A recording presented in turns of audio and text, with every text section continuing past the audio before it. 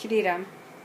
आता आपण 154वा श्लोक पाहणार आहोत. या श्लोकामध्ये समर्थ काय म्हणतात ते आपण बघूया.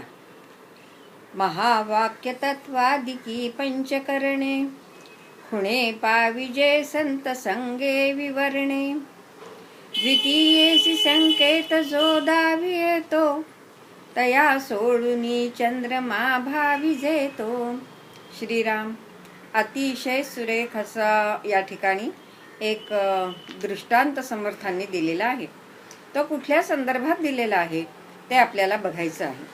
आता या ठिकाणी समर्थ म्हणतायत की अध्यात्म असा विषय म्हटला की त्या ठिकाणी वेद हे आलेच, आणि वेदाध्ययन करणं किंवा वेदांत शिकणं म्हणजेच आत्म्याचा शोध घेणं, आत्म्याचा बोध करणं हा जो अभ्यास आहे, या अभ्यासामध्ये कोणत्या कोणत्या गोष्टींचा समावेश होतो.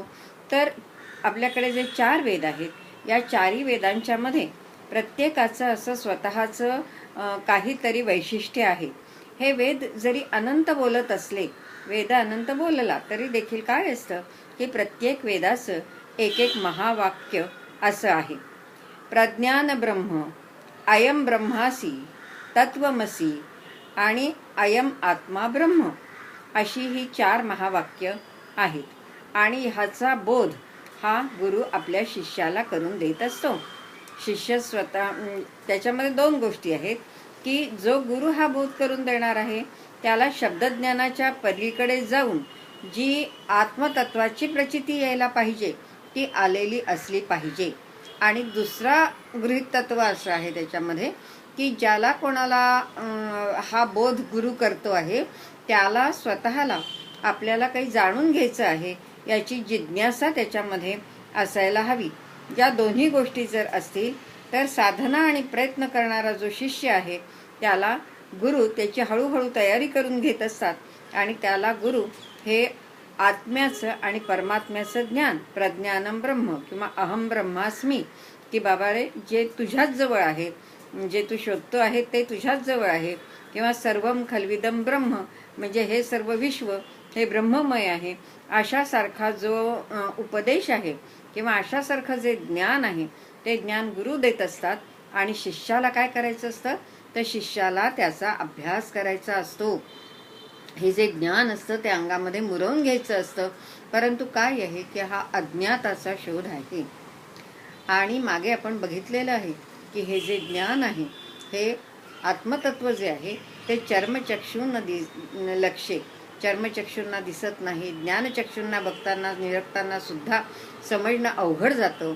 आणि असं ज्या वेळेला अवघड जातं त्यावेळेला काय असतं की खुणे पाविजे संत संगे विवरणे.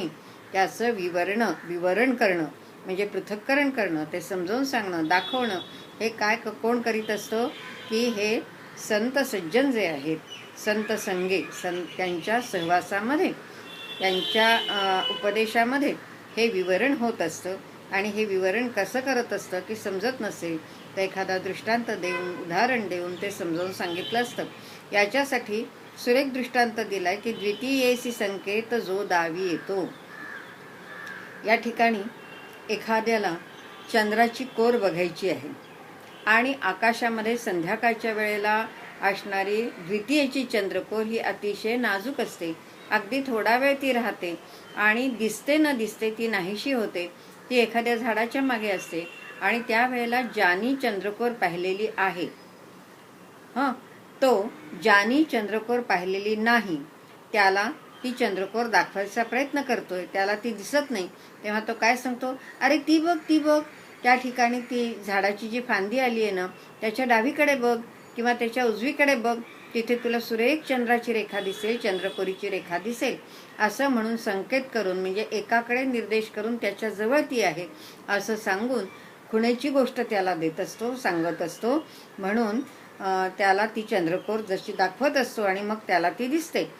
त्याप्रमाणे या ठिकाणी संत सुद्धा ही न दिसणारी जी गोष्ट आहे, अदृष्टातली गोष्ट आहे, ती गोष्ट कशी सांगताहेत की एखादा संकेत त्या सांगून ती कोर त्याच्याकडे किंवा त्या आत्मतत्वाकडे तू कसं पहा हे त्या आपल्या शिष्याला शिकवतायत. त्यामुळे ज्या वेळेला आपण एखाद्या संत पुरुषाजवळ ब्रह्मजिज्ञासेने जातो त्यावेळेला जो कोणी गेला असेल त्या शिष्याची तयारी करत असताना वेगळे वेगळे त्याच्यासाठी उपाय हे संत सज्जन किंवा सद्गुरू हे योजत असतात की या पद्धतीने याला समजत नाहीये का, तर ते शिष्याला दोष देत बसत नाही, तर कोणत्या पद्धतीने त्याला सांगितल्यानंतर ते समजेल याचा आढावा घेऊन त्या पद्धतीने हे गुरु जे असतात ते कधी त्याला प्रवचनातून सांगतात, कधी आपल्या कृतीतून सांगतात, कधी त्यांच्या दिनचर्येतून किंवा सहवासातून संताला एखादी गोष्ट कळते, कधी एखादा सूचक प्रसंग असतो त्यावेळेला त्याला त्या गोष्टीचा क्लू दिला जातो आणि नंतर तो आपला अभ्यास हा करीत जातो. आणि याप्रमाणे हा जाणकार त्याच्या ज्या अडचणी आहेत त्या अडचणी हळूहळू दूर करीत असतो, त्याला समजून घेऊन त्या दूर करीत असतो.